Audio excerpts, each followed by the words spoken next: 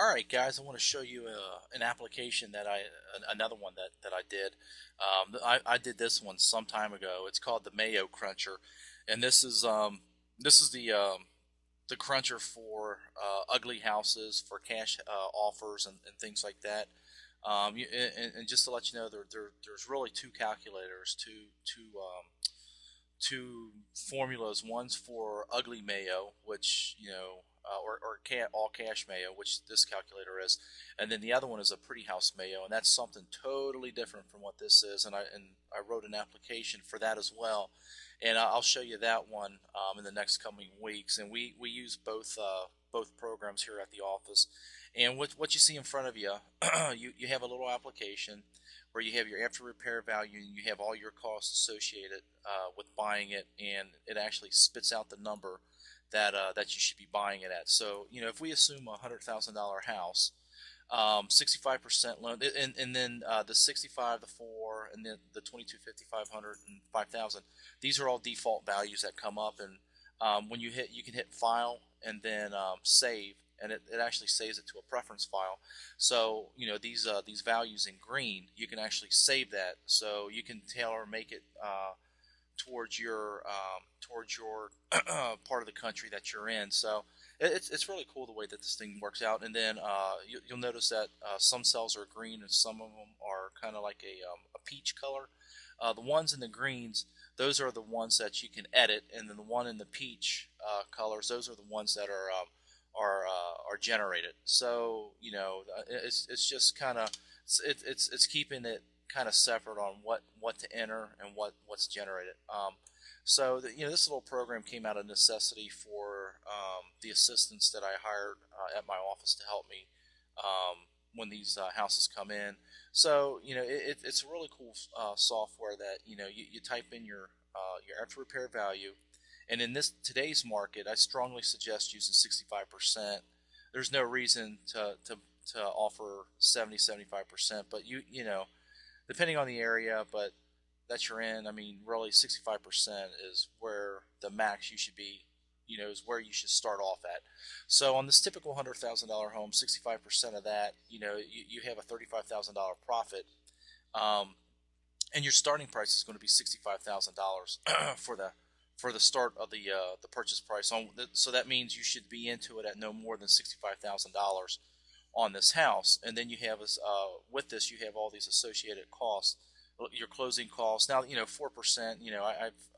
I just recently switched to another attorney where I'm about almost a little less than 2%. And the reason that, he did that is because we do such high volume with him.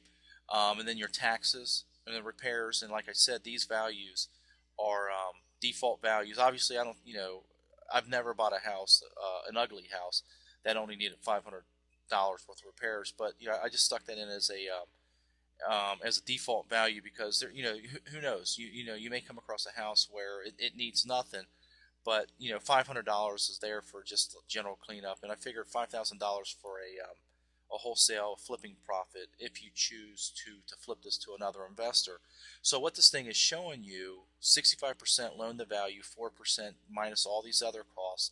So your maximum Mayo is $54,650. This is the most that you should pay for this house. You should not go a penny above that.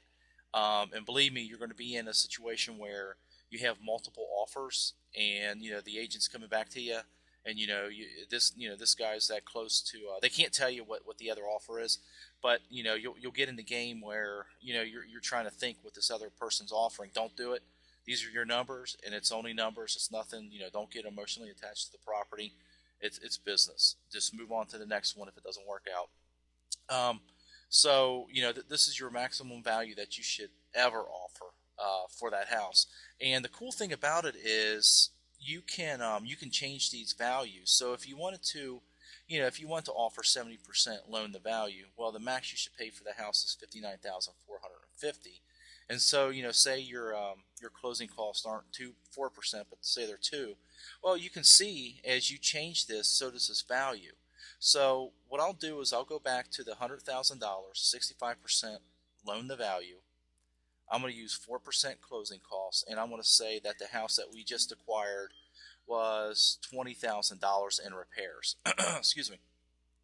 So, and $5,000 is a pretty good profit. But let's just say we can wholesale it. Let's look for a figure of 70,000.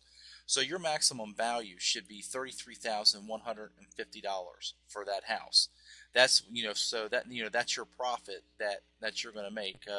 I mean, obviously, you can go down on that profit if you want. If you're comfortable with 5,000, or even like 2,000, 2,500. I mean, um, that saying, a fast nickel beats a slow dime. I mean, you got to take that into consideration when you're evaluating these properties. How fast they're going to move, what people are buying, what people aren't buying.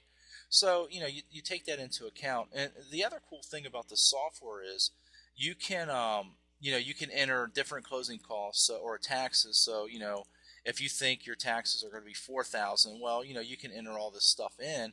And now, and let me talk a little bit about the this MAO, this cash MAO, ugly house MAO, whatever you want to call it. There comes a point where the when you get down to after repaired value that the house is worth, these numbers, the 65% value, doesn't really lend itself. It's working against you as opposed to working for you.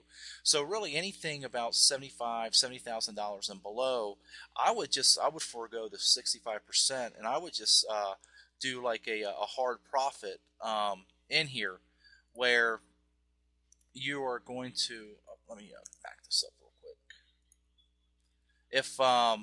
If you do, let's say you want to make $45,000 on this deal. So that's showing you that on this $100,000, that you're into it at a loan to value of 55% minus all these other costs. So that's showing you that you should only pay $26,050 for the house. So you can play around with the numbers to see if it's better to use the formula, or if it's better to actually use the amount that you want to profit on this house. So that's why I added this in here. You could play around with it and see what you want to do, how you want to add it. You know, just the different values. And then after you get everything done, you can hit save, and actually saves this info. Not this, not the generated stuff. It'll regenerate that for you when you pull it up, but it saves the after repair value and these other values that you entered. Actually, what I'm thinking about doing is over here on the side, I'm going to add another little dialogue or something, or another little text field where you're able to specify a file name for that particular property. So if you ever want to go back, because I keep everything every time I make an offer. Because right now what I do is I just either write this on a piece of paper, or I just take a screenshot of this screen and I just print it out and throw it into the file. So I guess different strokes for different folks, but it'll be a little nicer having that on here. And so I'll do that here in the next probably week or two.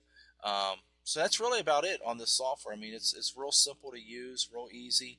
It kind of it gives you a real quick estimate on what you should be offering, or your price thereof. And the other cool thing about the software is when you minimize this thing, it actually goes down in your tray icon to live. So if you're on the phone and a call comes in, you can just go over on the tray icon and click on that. The tray bar, and click on that icon, and this window actually pops back up, and you can actually type in your information. So that's it. I'll put a trial version up there for you. So if you want to download it and play around with it, feel free. And I really think this is the end of this video. So happy investing and good luck.